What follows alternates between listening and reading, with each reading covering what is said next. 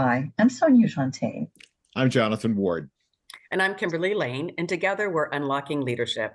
We are three experienced executive coaches with very different disciplines. In every episode, we take a question from a real client and provide key insights to address their challenges from our three different perspectives.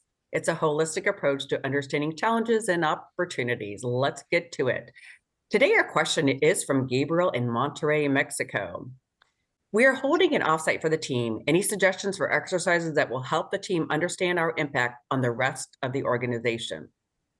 Sonia, what will you help Gabriel's team? Hi, Gabriel. Thank you so much for asking this question. I think I have a ton of fun. I know all of us have had fun when we get to facilitate groups. So I'm going to share a couple of thoughts for you because there's many tools and books out there. I wrote a book called The Integrative Leader that was about being able to use our whole brain when we approach problems and when we're moving through and developing our world, our business. And so one of the things that I look for in exercises are exercises that are going to use a lot of the right brain part, because that gets sort of like the fire going. And so when I think of the questions that people answer on the right brain is, why are we doing what we're doing? And who do we do it with? And being able to be creative when you look at creative people. So I will share with you a concept that I have seen work quite a bit that helps, at least in that initial stage. And that's like storyboarding, because we all like stories. And so it's like being able to sort of have a storyboard that is created by several of you. In an ideal world, you would have some information from the people that are, you're part of an organization. So there's interdependencies there that may overlap. And so whether the questions of why are we doing what we're doing, and how do we impact people that when we don't get it right, or that kind of thing. And then the left side of the brain is more concerned with, if you will, data and facts and that kind of information. And so I do encourage you to be able to sit there and sort of try to assess, or if we were giving yourself a grade of like, what are the things that are working really well, and what are the things that we could do to really improve that would really affect this group or whatever. In the olden days, when we were looking at an organization that did manufacturing and engineering, it was like the thought that engineering threw things over the wall to manufacturing. Ideally, you're not working in an environment where nobody is throwing things over any wall. You're all aware of the interdependencies, but there are key things that we bring to the table. Sometimes our function is more important because that's the nature of the business, or less. But every one of them, if it actually was given a scale of, ailing to healthy, how you would move it up the scale. And that's the kind of conversations you can have about the impact for the organization. My last little bit is, there is books out like this called The Big Book of Leadership Games. And, there's sites that you can go to for different kind of structures. So, be creative, look at different things. What do you guys think? Yeah, I kind of I agree with everything you said, Sonia. I also, it's an interesting question in the essence that it's not just about team building with each other members of the team, which typically what offsites are for, and strategic planning. It's really to understand, how do we impact the rest of the organization. So, I think would be kind of beneficial, like we do a 360 for a particular leader, doing a 360 for the internal customer. So for example,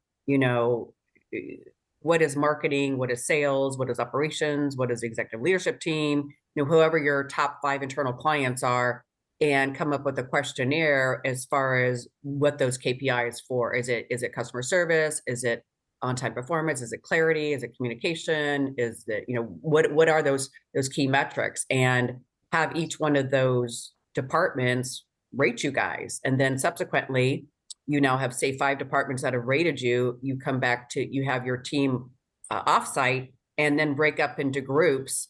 Let's just say 5 groups, and each group takes one of those reports, that 360 report from that one particular department, and break it down. Okay, what were your strengths? What were you guys doing right?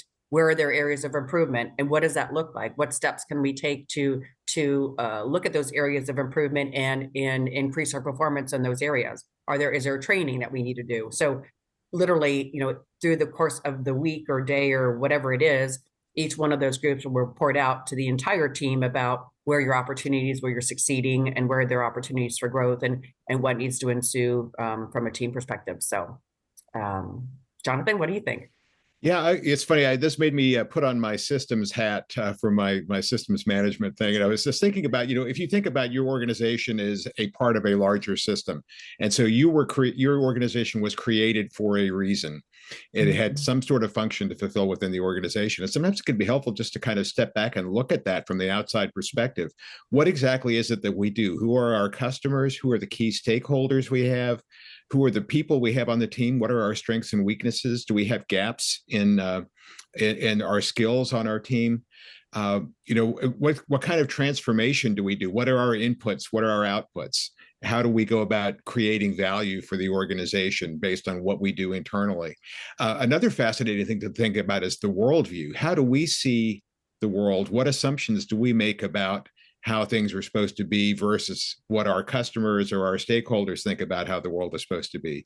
You think about people whose job, like an internal audit, is basically, your worldview is that you've got to get things under control and keep things under control, whereas the rest of the business is, let's try to figure out how we can take this to the edge as much as possible. And so how do you make those two conflicting worldviews work together? Or how do you anticipate how this is going to create friction within the system? And the other thing to be looking at too, there's the exercise of the circle of influence. Sometimes you draw 3 concentric circles. You have the environment on the outside. These are things that are completely beyond your ability to control. The internal circle is what is completely within your ability to control, which basically turns out to be how you show up at work every day. And then in between those two things is what can you maybe do to influence within the organization? If you can't change the environment, at least how can you expand your organization's influence, or what kind of things do you need to influence within the organization? So that can be a very powerful tool, especially in times of change, when people start feeling disempowered, to help them realize how they do make a difference. And these are some things they might ask for in terms of how we go about making ourselves still meaningful in the new environment of the organization. Well, one of the things that I saw a company do that I thought was very helpful for a workshop, and both of you alluded to this in terms of understanding both yourselves and your external teams, or who your customer is they actually interviewing people, but for short clips, so that they just have like sound bites of so let's take your 5 best customers, and let's take your 5 worst customers, or customers that are not happy with you, and let's just hear what are their sound bites to see whether you see any themes. And so the thing about, because the person who was doing the interview was just acting like a reporter, so they didn't have any kind of a response that they were going to give, or an explanation or whatever. So all you got was all the flow of information. It really caused some people to actually sit back and go, wow, I didn't realize that that's what they thought about us. Yeah. So I thank you for that systems view, Jonathan. That is cool. So relevant. Yeah. Anything else that you all would like to add? I think we gave Gabriel a lot of good ideas. Thank you, Gabriel. Sorry.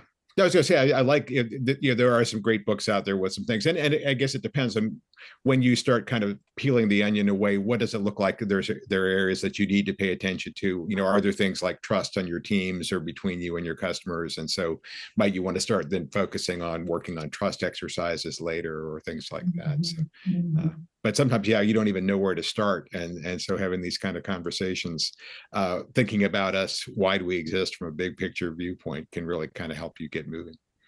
Or you might find out with the sound bites was that they were complaining a lot about another area.